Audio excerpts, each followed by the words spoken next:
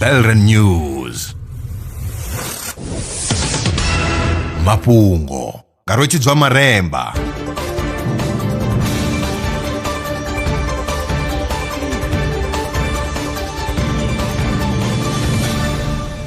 Ndo livhuwa zwa zwino ndi tshifhinga tsha mafhungo.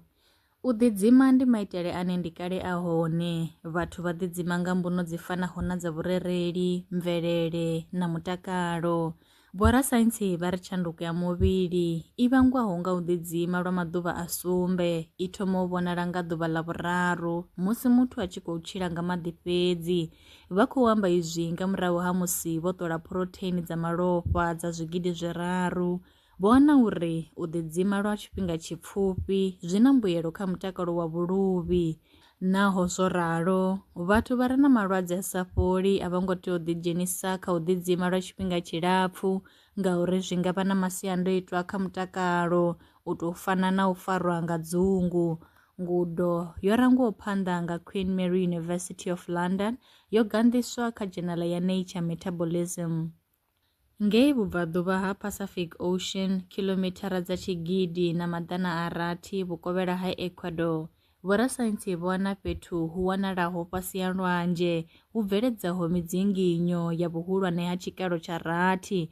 Midzinginyo i itea nga murahu ha miṅwaha miṱanu miṅwe na miṅwe nahone i dzulela u vha hone kha miṅwaha i hovhelelaho ya furaru yo fhelaho. Ngudo ntswa yo gandiswaho kha dzhenala ya Science i sumbedza uri fhethu ho khetheaho fhasi ha lwanzhe hu shuma sa sisiteme ya mvelo i thivhelaho uri midzinginyo i sa fhire vhuhulwane ha tshikalo tsha rathi. Tsedzuluso yo rangwa phanḓa nga Indiana University.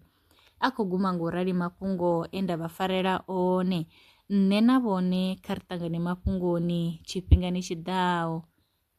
Lwa miṅwaha i fhiraho fusumbe dzina ḽithihi fhedzi ndi ḽone ḽi bvaho phanḓa khou endedza vhadzulapo vha ḽa Afrika Tshipembe. Mulaudzi Transport Service ndi khamphani yavho ine ya vha endedza u ya na u vhuya mishumoni nyendo dza kule na tsini hu tshi katela na u welekanya mikano ya mashango a tsini na Afrika Tshipembe. Ri vha endedza vha swika hune vha khou ya vho tsireledzea. Arali vha tshi ṱoḓa u bva nga tshigwada u dzhenela vhuṱambo vhufhio na vhufhio kha vha ri fhulufhele ngauri ri ḓo vha swikisa nga tshifhinga. Vha nga ri kwama kha nomboro dzi tevhelaho 083 227 0606. Mulaudzi Transport Service. No place is too far to reach.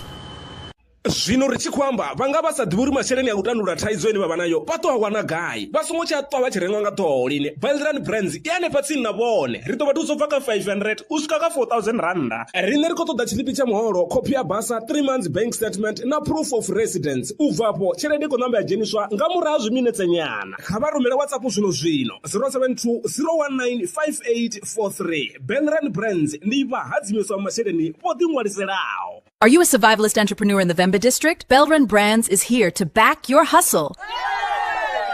Get a loan from just 500 rands up to 4,000 rands designed to grow your business. All you need is 6 months of bank statements, 6 months of sales records, your South African ID, and proof of residence. Apply today on WhatsApp 07201958843.